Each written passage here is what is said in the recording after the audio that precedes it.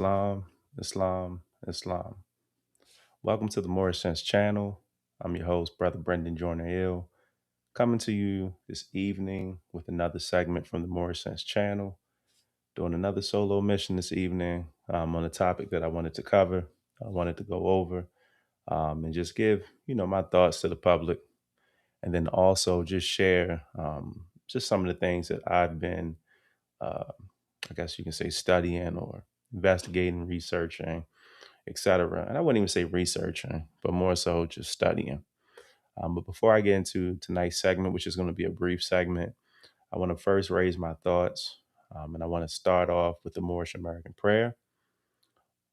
Allah, the Father of the universe, the Father of love, truth, peace, freedom, and justice.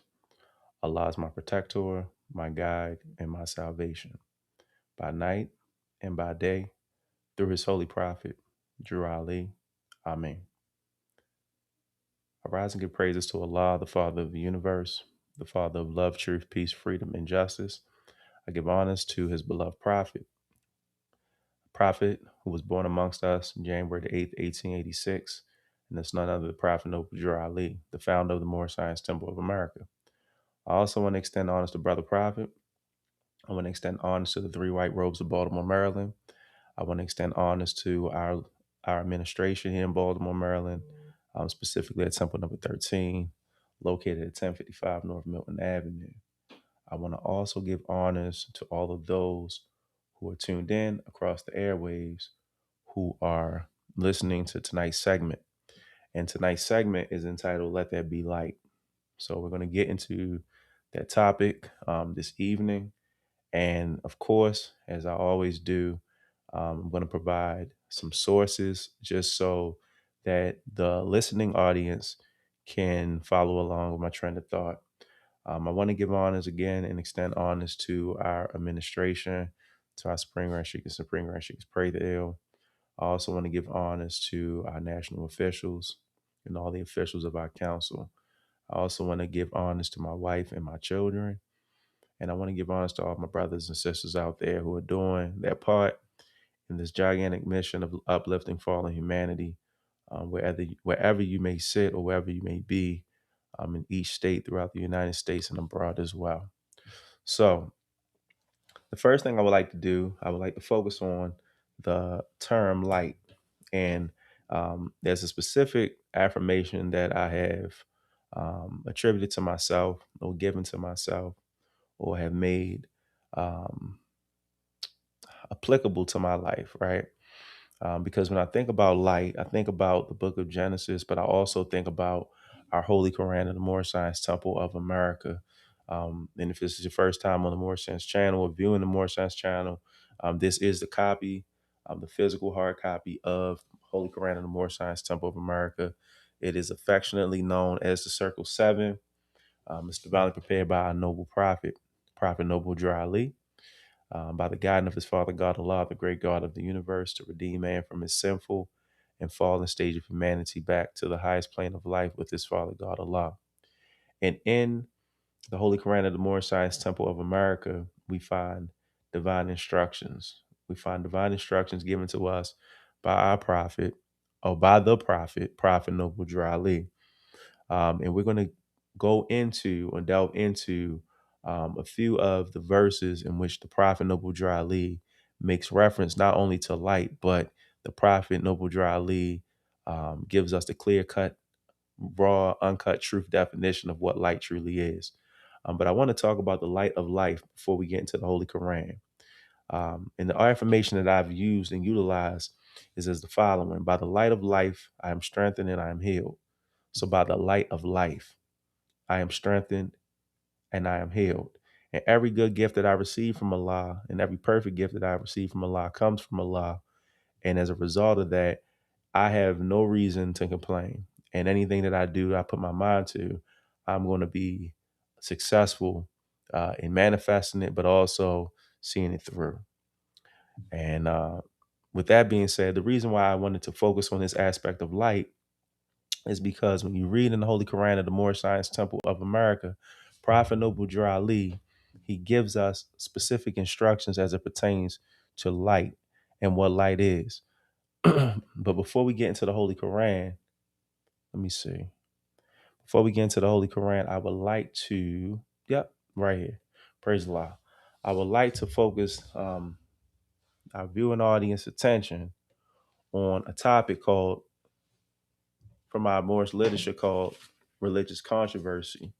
And the one thing I would just, I guess I would say, caution individuals to do and not to do when dealing with the Moorish literature. Don't be spooked out. I know there's a lot of speculation and people, for whatever reason, they attempt to, I'm not going to say try, but they attempt to discourage people from reading the Moorish literature. But one thing you'll find when you read the Moorish literature contains the words and teachings of the Prophet Nabi Ali. And also the compilation of the Moorish literature was those lessons that were not penned by the Prophet per se. The lessons still align with the Prophet taught, and also many of those lessons give credence to the works, the teachings, and the example that the Prophet Noble Ali gave or exemplified to the Moorish Americans. So in religious controversy, I'm just going to take a brief reading, and it says this. It says, in this age, there is much religious controversy as to the right thing. Big and powerful ministers have come to the conclusion that something is wrong. Some say it is the Ten Commandments. Others say that there is a lack of sincerity in the purpose of the churches. Still others think it is all worthless and not fit for the time it takes to attend them. However, or whatever the final decision may be, it is certain that they will make a change, or rather try to make one. The fact of the matter is that they have always had a reflection of the truth and not the real thing. Like one who holds up to the sun, my apologies, a mirror, and casts a few of its diverted rays in a different direction, so have they done with the truth that is supposed to have come from the east. There are but few people who know what the truth is about man, and they know that it is foolish to try to impart it to the ignorant. Although the ignorant has finished college, he is a fool right on, being trained to jump through a hoop. The longer he stays in school, the better he can jump, and the more vivid he will defend his jumping.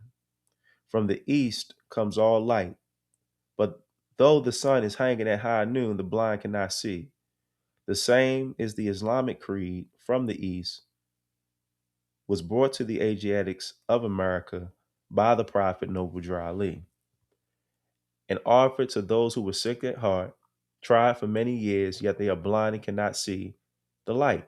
Nor is the prophet trying to put wine in old skins, for he knows that it will burst them.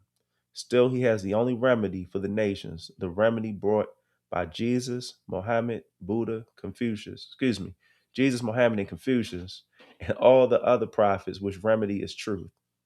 The nations do not want the truth. It is too stern, but until they accept it or find out where it is, there will continue to be religious controversy by the prophet. Now, the reason why I read this, and page 2, my apologies, page 2 is actually right here. The reason why I read this section is because when you're focusing on the chapter, or the section of religious controversy, this is still relevant and prevalent today in this current day and age in which we're living in. We still see, and not just the church per se, and the prophet teaches us not to speak radical against the church or any organized group. So I'm not speaking radical, but one thing that you'll find, even when it comes down to the MST of A or any other um, religious organization, you find that people are starting to shy away from it. They're starting to shy away from the organizations, and they're starting to look and say, is it even worth their time? And unfortunately, and then fortunately as well, vehicles or avenues such as this, like social media, um, technology, and things of that nature, it has become a tool, but also a hindrance, because in one breath, the message is able to go out to the people, but at the same time, it deters the people from actually sitting and learning and studying. But I don't really want to focus on that point tonight. I want to focus on the point that the prophet raises in regards to the East, because The Prophet Noble Drew Ali, he states in religious controversy, he makes reference to the East several times, but then he also makes reference to this word light. And the topic tonight is let there be light. So the prophet says, like one who holds up the sun to the sun a mirror and casts a few of his diverted rays in different directions, so have they done with the truth that is supposed to have come from the east. The word that I focus on when I read this is supposed to have come from the east, because many people, or some people, I'm not going to say many, some people have a misunderstanding or a misconception when the prophet Noble Drew Ali is making reference to the east. When he's making reference to the east, he's not speaking specifically geographically, but when the prophet makes reference to the east, he's talking about within. The east is within you and I. And when the prophet Noble Drew Ali also says, from the east comes all light, but though the sun is hanging at high noon, the blind cannot see. Though the light shineth in the dark comprehendeth it not. So the same day as for the Islamic creed that comes from the East, that was brought to the Ajax of America by Prophet Noble Drew Ali and offered to those who were sick at heart. So let's see now in what aspect and capacity is the Prophet Noble Drew Ali attempting to get us to see the light.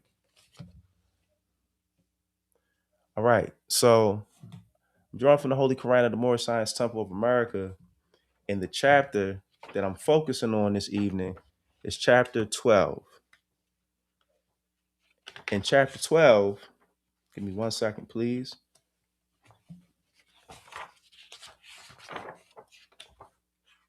My apologies. Chapter 18. In chapter 18, this is the resurrection of Jesus. Pilate places the Roman seal upon the stone door of the tomb. At midnight, a company of the Silent Brotherhood march about the tomb. The soldiers are alarmed. Jesus teaches to the spirits in prison. Early morning, he rises from the tomb. The soldiers are bribed by the priest to say that the disciples had stolen the body. Now, I want to put a disclaimer out there because many people think that when here in the Moorish Science Temple of America, they think that the resurrection of Jesus is dealing with the death as it's taught in some places of Jesus of Nazareth. And that's not true. We don't believe, or we don't uh, follow the thought and notion that Jesus died physically or even spiritually on the proverbial cross, so to speak. We do know and understand that he went through a specific ordeal, and as a result of that ordeal, he was able to ascend. So when the Prophet Noble Drew Ali and our divine laws, our divine constitution and bylaws, he makes reference to the ascension of man, on the fact that the first man departed out of flesh and ascended to his father God Allah. The prophet is letting us know that this act of ascending and coming out of the flesh, not the physical form that we're saying a person actually passing form, but a person taking away the fleshly ideas and the fleshly way of thinking, or the carnal way of thinking. I'm not even going to say fleshly, but the carnal way of thinking is a possibility. And this is what Prophet Jesus, Prophet Muhammad, Prophet Buddha, Prophet Confucius, Prophet Moses, Jonah, all the prophets, Prophet Noble Drew Ali, all true and divine prophets, they have all demonstrated, and prophetesses for that matter too, because we don't want to take the sisters out of the equation, because you have many of them who are known and those who aren't known, but they demonstrate the possibilities of man and woman if we just but put our shoulder to the wind, as I often say. So I said a lot, but let's get into it. So the first verse that I want to focus on, and this is my apologies for this. Oh, wait a minute. No, actually, let's go back because I just realized what I have on the screen. My apologies, everyone is tuning in. This is actually chapter 2. And the last time I was able to do a solo segment outside of my co-host Sheik Valaz Bay, the last segment that I did solo was We Measure Time by Cycle Ages. And there's a portion in here, a part in here, and We Measure Time by Cycle Ages that I want to focus on specifically in education of Mary and Elizabeth in Zone Egypt. And let me slow my thoughts down, right? Let's go to verse 12. If you have a Holy Quran, we in verse 12, and I'm gonna maximize this and make it a little larger and get myself off the screen. All right. So the Prophet Noble Drew Ali states, in verse 12, he states, We measure time by cycle ages, and the gate to every age we deem a milestone in the journey of the race. An age is past. The gate unto another age flies open at the touch of time. This is the preparation age of soul, the kingdom of Emmanuel, of a lying man. And these your sons, and this is Elihu speaking in reference to, or yeah, speaking to Mary and Elizabeth when he says your sons. He's talking about John and Jesus, which represent purity and love. He says, and these your sons will be the first to tell the news and teach the gospel of goodwill to men and peace on earth. A mighty work is theirs, for carnal men want not the light. They love the dark, and when the light shines in the dark, they comprehend it not. We call these sons revealers of the light, but they must have the light before they can reveal the light. And you must teach your sons and set their souls on fire with love and holy zeal and make them conscious of their mission to the sons of men. Teach them that Allah and man are one, but that through carnal thoughts, words, and deeds, man tore himself away from Allah, debased himself. Teach that the holy breath will make them one again, restoring harmony and peace. And I'm going to stop right there because I want to focus our attention specifically on verses 14, 15, 16, 17, 18, and 19.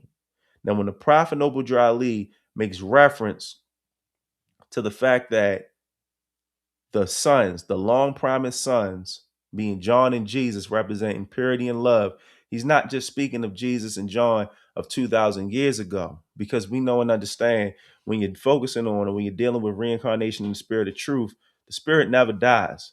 The spirit never dies. It just takes on another form. And as a result of it taking on another form, it has the ability at any given time, if it's called upon with latent powers and teeming thoughts, it has the ability to manifest itself and actuate itself in real time.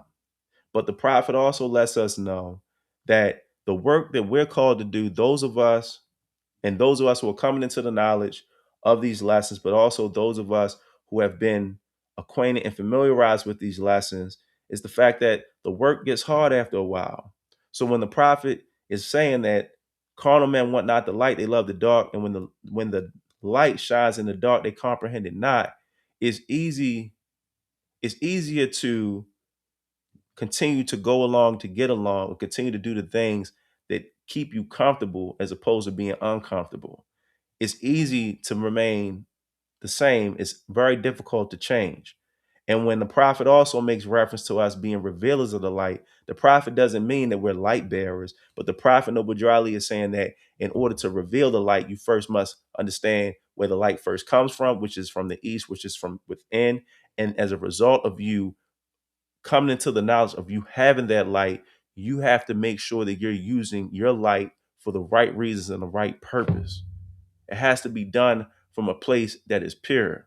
And this is why the Prophet Noble Drew Ali makes reference, and he's constantly reminding us of John the Harbinger, as well as Prophet Jesus of Nazareth as well.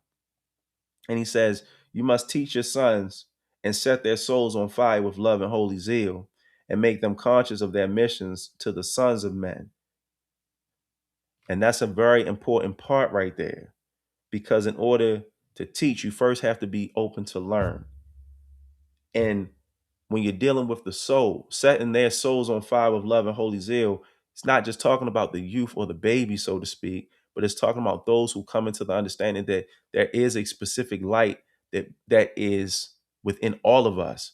And when I make reference to the light, I'm not talking about a flickering light.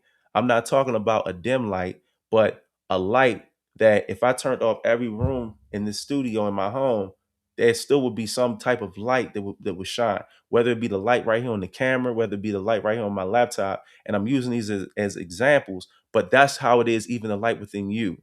Regardless of what you may go through, whatever circumstance that may uh, challenge you, you still have the ability to actually have that light resonate within you. And even when you read in the book of the Posse and Record of the Holy Bible, when Jesus of Nazareth was speaking to his disciples and he was speaking to the people in the Sermon on the Mount, he makes reference to the eye, as we talked about last week. And he said, if your eye is good, then your whole body will be full of light. But if your eye is evil, then it will not be full of light. It'll be full of darkness. So these are things that we have to understand, because the thing about it is, many of us, or I'm not going to say many, but some of us have sat in places and spaces where people have come from specific records, whether it be holy books, etc., and they've never given it to us in a sense where it is applicable to us. But when you look at the works of Prophet Jesus of Nazareth, as well as other prophets, including Prophet Noble Drew Ali, who was the last prophet in these days and times, they come to demonstrate the possibilities that you and I can accomplish if we just put our minds to it. If we just think. If the prophet says, I am, the prophet says, I'm trying to get you to think in order for you to save yourself. If I can get you to think, you can save yourself.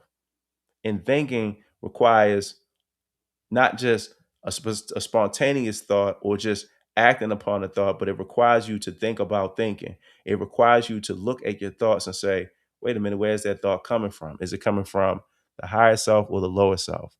But let's continue. And if anyone has any questions in the comments, please feel free. Sheikh Haru Renisiel, I appreciate you as always for tuning in. Sheikh Kahim Carter Bay, likewise, and to my wife, Islam, I appreciate you tuning in as well. Deputy Sheikh is joining ill.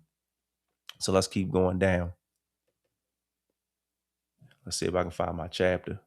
Here it is. Praise Allah. So chapter 18. And thank you all for tuning in. For the 6 individuals who are tuning in, I appreciate you all as well for tuning in.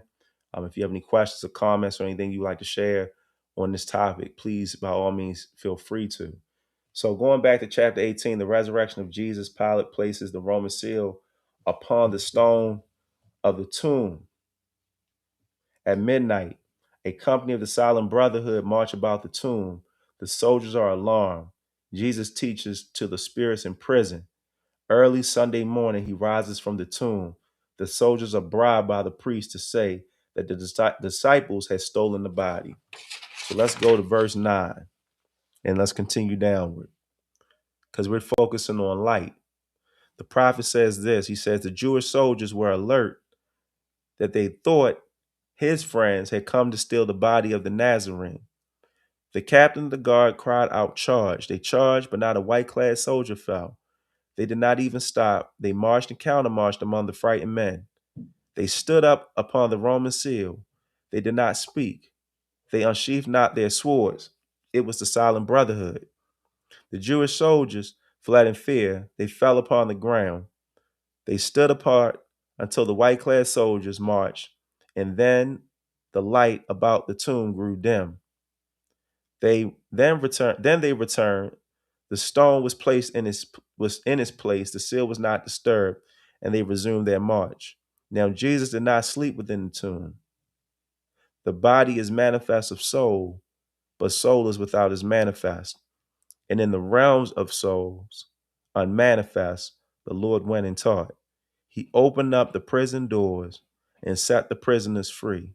He broke the chains of captive souls and led the captives to the light. He sat in council with the patriarchs and prophets of olden times. The masters of all times and climes he met in the great assemblies. He stood forth and told the stories of his life on earth and of his death and the sacrifice for man, and the promises to clothe himself again in garb of flesh and walk with his disciples just to prove the possibilities of man. Now, when we look at these verses 15 through 21, it is very interesting because the prophet lets us know that Jesus did not sleep within the tomb.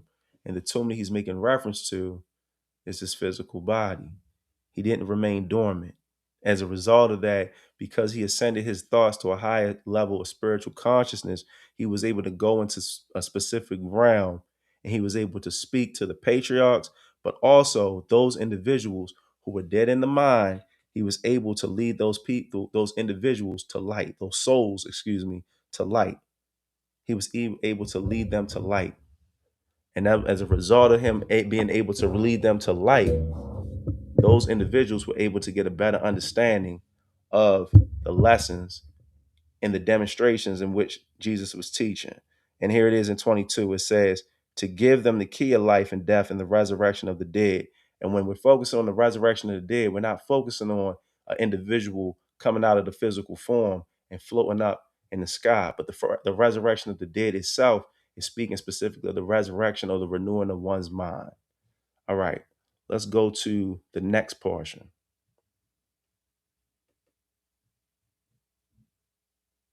All right, right here. So this is the pot. This is not the Passion record. Excuse me. This is the Holy Quran of Mecca, and as a result of that, I'm just going to bring this part up so everyone can see it. And give me 1 second. All right. So right here, what we see. Excuse me. I'll put this back up. There we go. All right. So right here, what we see the manifestation of divine light, and the manifestation of divine light is coming from Surah or Nur, which can be found in the Holy Quran of Mecca. And in the Holy Quran of Mecca, Surah or Nur, excuse me, is going to focus specifically on the manifestation of divine light and what divine light is. So it says this. It says manifestation of divine light. And I'm in Surah 35. It says, Allah is the light of the heavens and the earth. A likeness of his light is the pillar on which is a lamp, and the lamp is in a glass, and the glass is as it was a brightly shining star, lit from a blessed olive tree, neither eastern nor western, the oil whereof gives light through the fire, touch it, though the fire touch it not. My apologies. Light upon the light. Allah guides to his light whom he pleases, and Allah sets forth parables for men, and Allah is a knower of all things. And I want to stop right there because if you look at the teachings of Jesus of Nazareth spoke in parables. He spoke specifically in parables to his disciples, and he spoke in specific lessons to the people who were receptive to his lessons. And as a result of him speaking those lessons and speaking in those parables, some people, not all, but some people were able to comprehend those specific lessons that Jesus of Nazareth taught. So I'm going to read the footnote here, and then we're going to go to the next portion. It says, Nur, light that which manifests all hidden things. Let me go back to the footnote. Give me 1 second. It says, light is that which manifests all hidden things, and Allah is called here the light of the heavens and the earth, because he has manifested them and brought them into existence. In the parable that follows, Islam represented as a likeness of the divine light, a light that is placed high on the pillar, as so to illuminate the world, a light guarded by being placed in glass so that no puff or no wind can put it out, a light which is resplendent to the glass itself, in which it is placed as a brilliant star. And it says it right here. It says, the desire to put out the light of Allah. Oh, excuse me. It says, it should be noted that the religion of Islam is repeatedly spoken of as divine light in the Holy Quran. They desire to put out the light of Allah with their mouths, but Allah will allow nothing save the perfection of his light, though the disbelievers are averse. And then I'm going to go over to the second part of the footnote. It says, the parable becomes clear that the word nur means light, and which can be taken to refer to the prophet. And at this time, the prophet they're making reference to is Prophet Muhammad. But we know and understand that the prophets are a continuum, and they all come bringing the same message, which is a message of divine love. The prophet was by nature gifted with the highest qualifications even before he received the divine revelation. His life was a life of purity and devoted service to humanity. And that comes in the same strain and same breath as Prophet Noble Drew Ali, because when you read the Prophet Noble Drew Ali's works and teachings, it states that the Prophet Noble Drew Ali was sent to uplift fallen humanity. And then we also have a section that we know that's called Savior of Humanity. The Prophet Noble Drew Ali is teaching us how to get back to this divine light. And the divine light is the light that shines within all of us, but it comes from the great universal creator God, Allah Himself. All right, let's keep it moving. All right, now this right here is a document known, it's a record called Prayers of Muhammad. And I want to just show this to the public real briefly, and then we're going to go back to the Holy Quran of the Moorish Science Temple of America. Because again, focusing on that as not the aspect of light, but what light is, and showing you that light is a prayer that has been spoken of and has been uh, placed in the hearts and minds of all true and divine prophets throughout various different times and climes. And it says right here, so this is the prayer, and this is coming from the book called Prayers of Muhammad, and it's a compiled translated version. It says, "Oh Allah, make light in my mind, light, light in my heart, light in my eye, light in my ear, light on the left, light on the right, light on the left, light above me, light beneath me, light before me, light behind me, and make thou for me light, light in my tongue and my sinews, light in my flesh, light in my blood, light in my hair, light in my body, light in my soul, and magnify for me light. O Allah, bestow upon me light."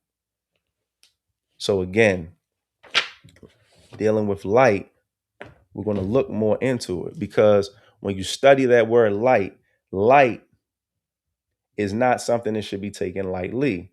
The prophet Jesus of Nazareth says this. He was a great example of light. And even if you look at the history in which is demonstrated in regards to him, we've been taught at times to look at the loose effects of certain words. But let's look at what Jesus of Nazareth actually said to his disciples. So if you look at John 14:12, he says that he believeth on me, the works that I do shall ye also be able to do.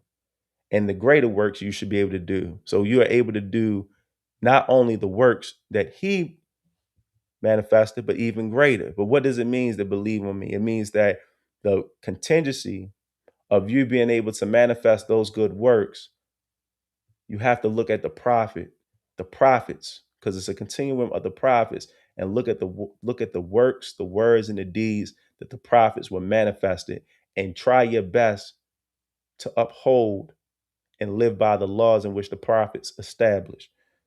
So it says this. It said, and this is also Prophet Jesus of Nazareth. It also says, "I came that you might have more light." And when you look at the word light, light means enlightenment, education, and understanding. Because when you study it a little bit further, the material body of Jesus did not ascend up to heaven in some clouds, because heaven is a state of mind. It's a state of harmonious consciousness. And when you're dealing with the clouds, right? Clouds just represent ignorance, all in all. It represents superstition and materiality. And that's what he was trying to do in his era of time. He was trying to get the people from being superstitious in the mind, much like you find Prophet Noble Drew Ali taking our minds out of the clouds and letting us know, as I mentioned before, that heaven and hell are not a place of meets and bounds, as the prophet teaches us, but heaven and hell is a state of mind. So when you look at what the Prophet Noble Drew Ali was teaching, when you look at what Prophet Jesus of Nazareth was teaching, even when you look at Prophet Moses, when he was with his father-in-law, Sheikh Ruel, or also known as his father-in-law, Jethro, uh, he found himself on the mountain, tending to the flock, going down, meeting with the burning bush, the all-consuming fire, the burning bush speaking to him. Now, I don't know if anybody else has seen it, but an actual physical bush couldn't have been speaking to the prophet Moses, so it had to be something a little bit more in depth. And even with that, the cloud of heaven had came to him. So when we're dealing with allegory, we're reading, we're understanding that the prophets spoke in allegory, they spoke in parables, and they spoke in symbolism. So before you can have the ascension, as the prophet Noble Drew Ali teaches us, in our on our divine constitution and bylaws, you have to have a resurrection of the mind. And unfortunately, so many people are afraid of that word resurrection. Some people even try to use it as a bad word. But how can you possibly ascend if you don't resurrect your thoughts first? How can you do that, right?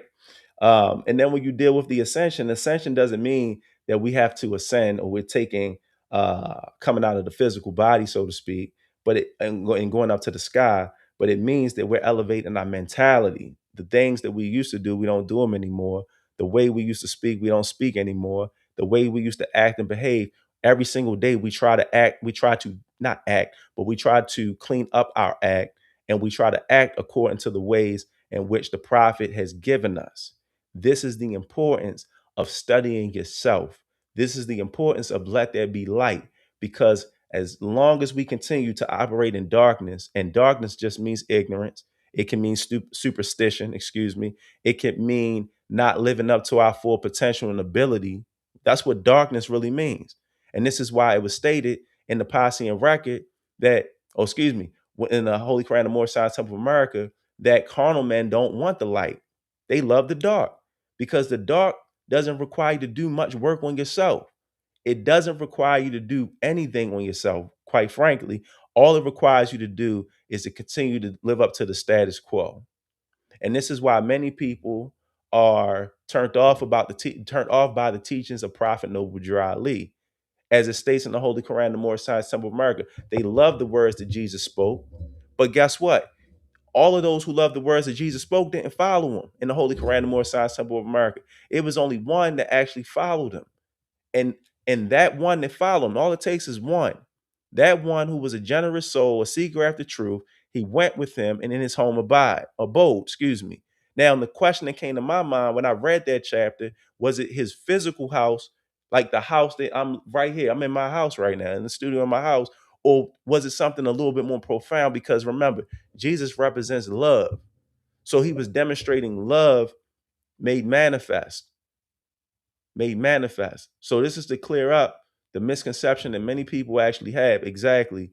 Deputy Sheik's journey dark, meaning ignorance. Because remember, there were three groups of people in that same chapter who came after he had laid down his parables, his symbolism, his allegories, and they said, some said he was a madman, some say he speak as devil speak, others say he was inspired by Holy Brahm. And that's the same thing we find on our dailies, as my brother Sheik Rogers Bay often says. We find that some people love the words that you speak, and they love coming or visiting the Moorish Science Temple of America.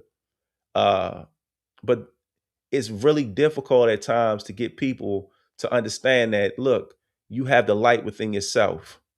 And as a result of you having that light within yourself, the same way you see those who are able to demonstrate the law with power and authority, you have that same ability. But all you have to do is work on yourself. That's all you have to do. And guess what? We're all a work in progress. Everybody is a work in progress. So, as I stated before, and I'm just going to go back, this specific segment was not to be a long segment, but to be a short segment. And when you're dealing with the aspect of light and life, we want to make it clear that when we read records such as the Holy Bible, the Holy Quran of the Moorish Science Temple of America, any other text, the word light represents intelligence, because Allah is intelligence. If Allah wasn't intelligence, all you have to do is look at all you have to do is look at Genesis 1. All you have to do is study chapter 1 in the Holy Quran. All you have to do is study and investigate thoroughly the Holy Quran of Mecca. Wherever text you may subscribe to, you're going to find that Allah, in his infinite wisdom, or Jehovah, as some may know, in his infinite wisdom, created the world in mercy and love and intelligence. So when Jesus said that I'm the light of the world, he was saying undoubtedly that he was an expresser of the truth, and that in that truth in all aspects. So when you read in the chapter John 1, the word light and truth are synonymous.